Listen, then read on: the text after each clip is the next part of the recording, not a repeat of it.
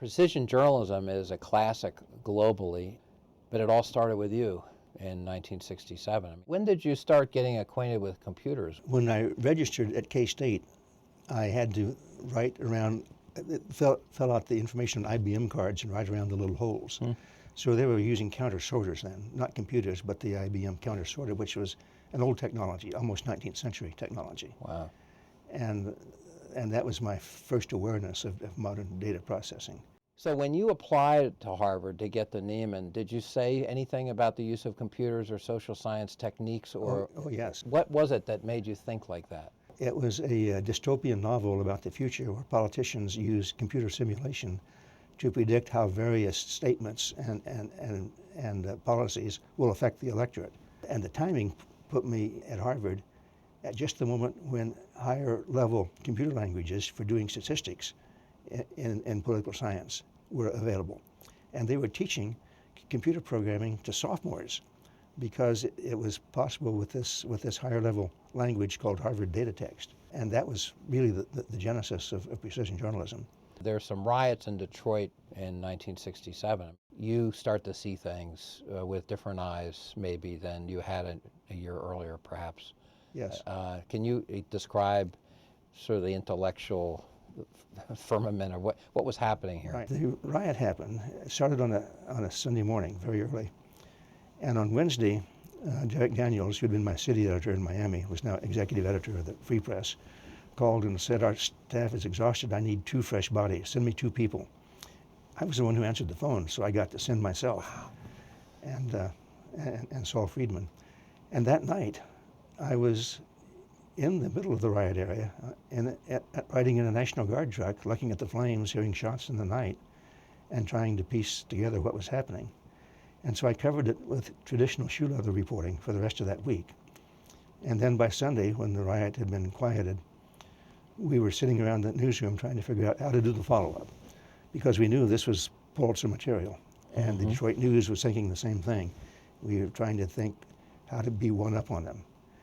And it just happened that the University of California had finished a project on the Watts riot, which was 2 years earlier, and had just published it. I think the AP carried it that same week. So I waved that around and I said, it took these professors 2 years to do this. We're journalists. We can do the same damn thing in 3 weeks. The social science research that was done with the Detroit riots that ends up winning the Pulitzer Prize, some coverage had certain stereotypes that even seemed racial in nature. Can you talk about what the presumptions were at the time of these riots, particularly in white America, and newspapers, and maybe even newspapers in the Michigan area, and then what your social science research essentially debunked? And one of the characteristics of scientific method is that you don't start your research until you have a hypothesis to test, and then you try to knock it down. And the nice thing about doing this in journalism is you can test the conventional wisdom as your hypothesis. So all I had to do was, what is the conventional wisdom about the causes of riots? And there were 2, and they were contradictory. But there was a psychiatrist who specialized in the study of violence who said that it was caused by the Detroit riot was caused by the failure of assimilation of Southern blacks who moved to the urban north and couldn't adjust to it. And we could easily test that by just asking people who had rioted and then finding out if the rioters were more likely to be Southern immigrants. And it was just the reverse. It was the people who had been born and raised in Detroit who were more likely to participate than the immigrants. And the other one was called the riffraff theory, that the rioters are at the very bottom of the social scale, and they're the most desperate people who have nothing to lose. And the survey found that riot participation was spread pretty evenly across the socioeconomic strata. Wow. So that left by default the third theory, which was called several different things, rising expectations, relative deprivation, that Detroit didn't expect to have a riot because they were making more progress in race relations than other urban cities, parts of the urban north.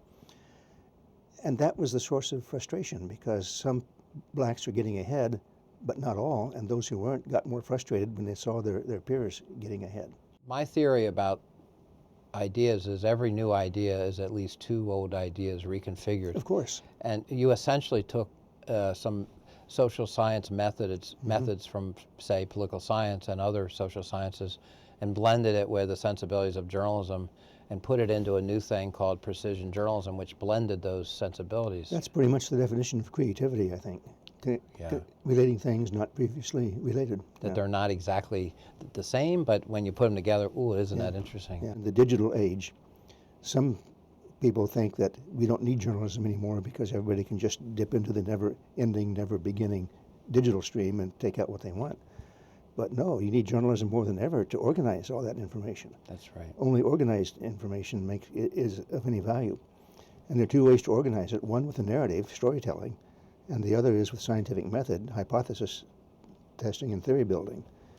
And if you can combine those two skills in one team, it'd be hard to do it in one head, but you could do it in one team, then you have something that people will pay attention to and something that could be very influential.